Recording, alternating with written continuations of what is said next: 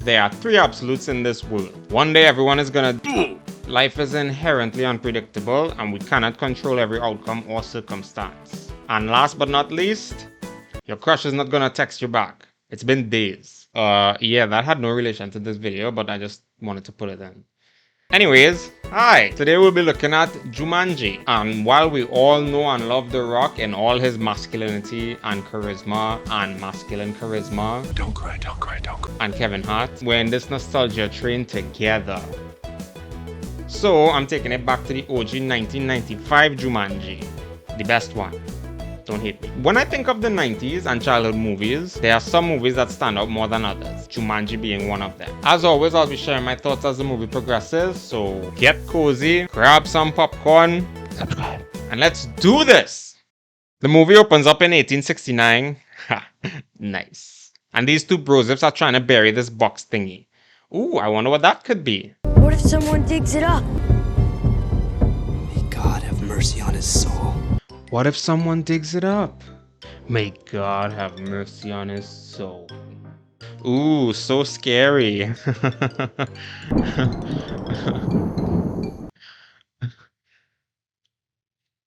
Fast forward to 1969. Nice. Alan here is just minding his own business when this bunch of bullies just decide to chase him for no apparent reason. So he runs to his dad's factory to hide. Definitely the best thing for you to do, my guy, but at your age, that is the wimpiest thing to ever do. I respect it though. Carl shows him a new invention that he came up with, but Alan isn't impressed. If only he could see into the future.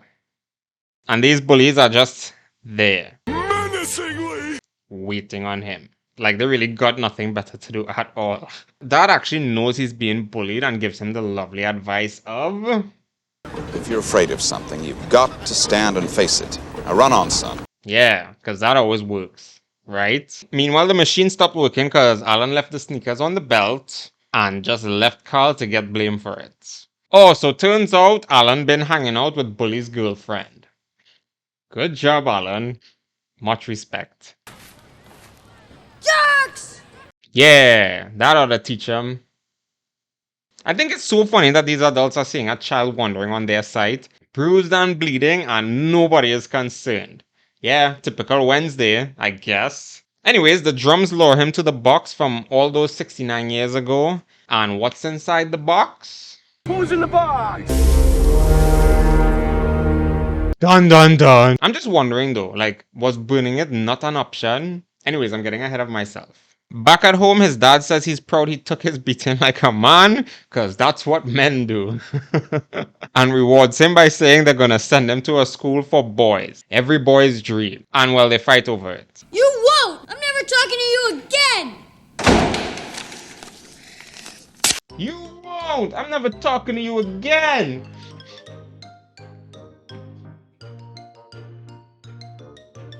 So bro packs his things and is ready to leave, but who's at the door? Sarah! Bully's girlfriend. Damn, Alan, didn't know you had it like that. Free. He shows her the game and asks her to play, but games are for kids. Ugh. Too late for her though, as that counted as a roll and the piece moved on its own, so you're stuck now. Alan accidentally rolls now and my boy gets the most unlucky roll ever. So now he's sucked into the game and has to wait till a 5 or an 8 rolls. And conveniently enough, Sarah's role ends up attacking her out of the house. 28 years have passed and this lady is gonna buy the house. She brought Judy and Peter, her niece and nephew, who she's looking after now because both their parents passed. This movie is very depressing.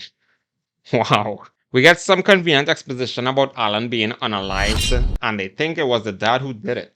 By the way, apparently Peter doesn't talk to anyone and Judy has very dark humor. I guess losing your parents at a young age would slightly alter your views on life. Who knew? I never noticed, but they keep hearing the drums from the game since they moved in.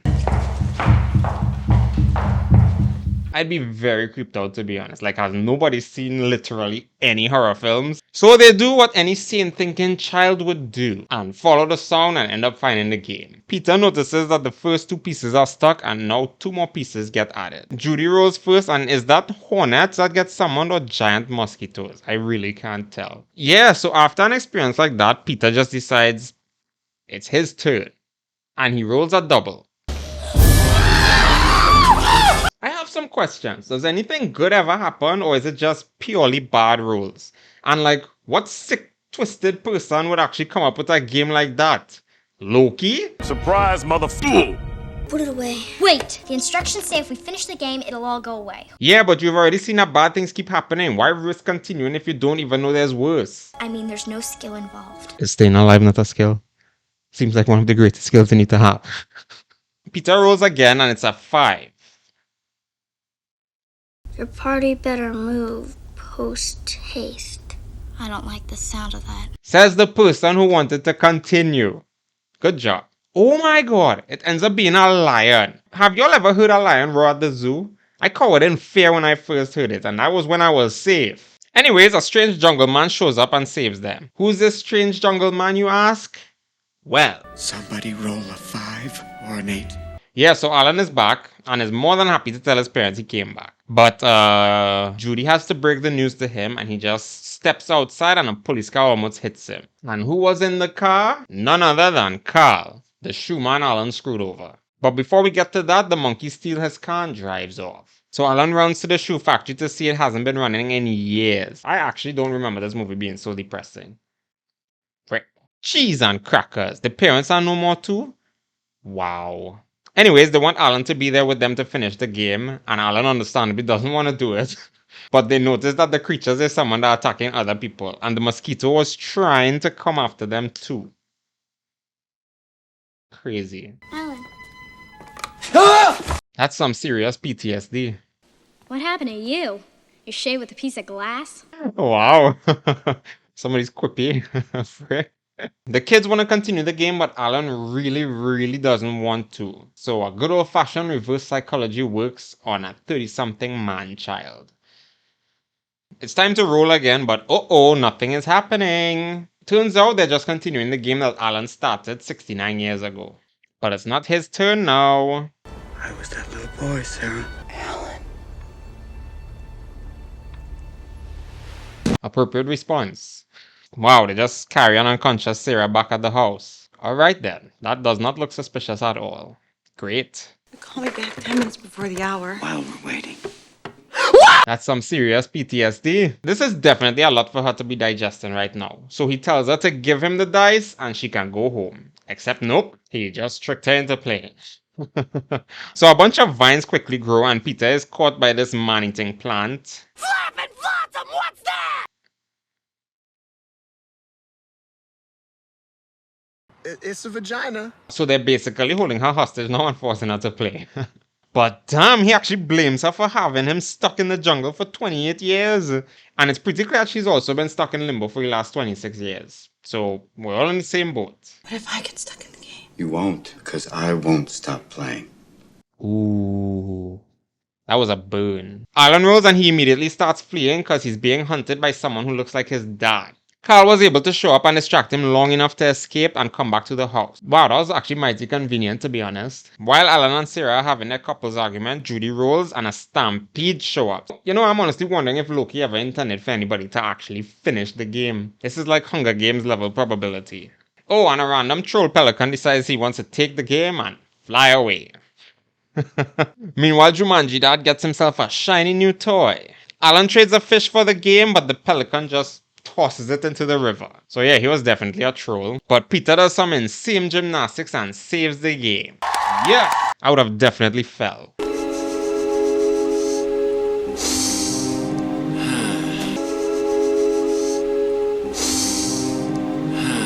Carl shows up and arrests Alan, while Alan just barely escapes an assassination attempt and realizes it. So he goes with Carl. I always saw Robin Williams as a teddy bear, but damn, he's a real bad butt.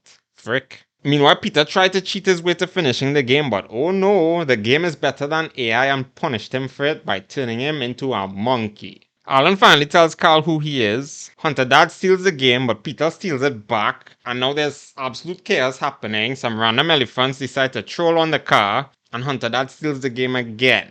Are you following? Because I'm not. They follow him into the store, and I love this extra right here.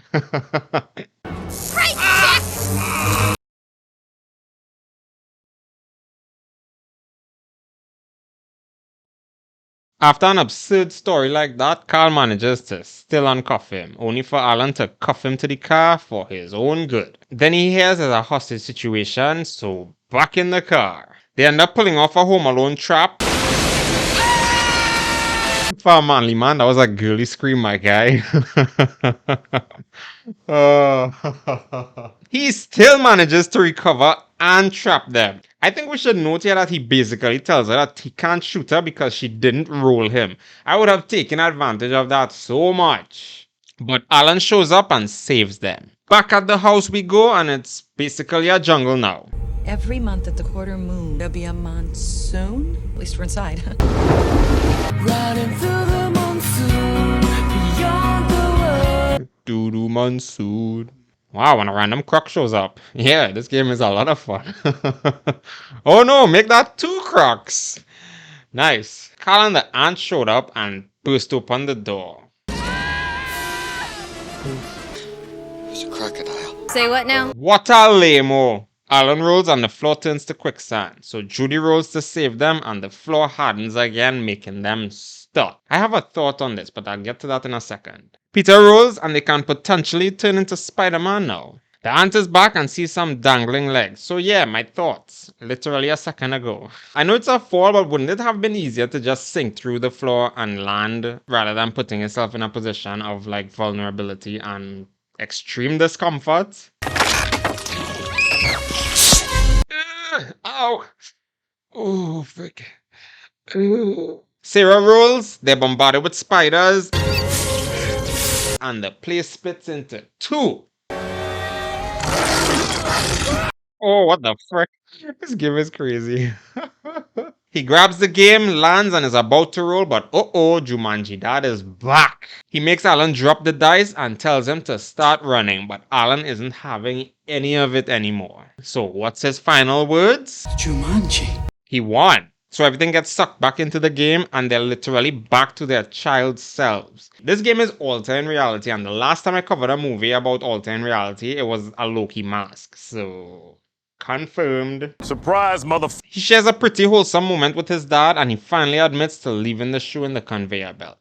Good for Carl. They toss it into the river and Sarah just grabs his face and kisses him. Yeah, so sometimes that's what's needed because we tend to be slow and we don't pick up on these things. So yeah. It's Christmas and they're adults again. And they invited over none other than Judy and Peter's parents. Do you think they remember the event or they just don't know anything? That's crazy. And they aggressively stopped them from taking that trip that made them go bye-bye in the first place. So in a sense, the game saved all 4 of their lives. What? And that's the movie. I think I'm addicted to nostalgia now, to be honest. I think it's time to take a little break from it. I'm honestly shocked to see how pleasant it is to see these small budget films. Set in a small town and having practical effects, it really does feel like it's set in its timeline. I probably wouldn't want to see it happening today, but it's really nice to go back to. The movie itself was fun. Way more depressing than I was expecting. R.I.P. Robin Williams. Absolutely love the movies they put out. I guess it was really Alan's story all along though. From being a scared little boy to finally deciding to face his fears and take on whatever is making him terrified. In turn, he ended up getting respect from both the hunter dad and his dad.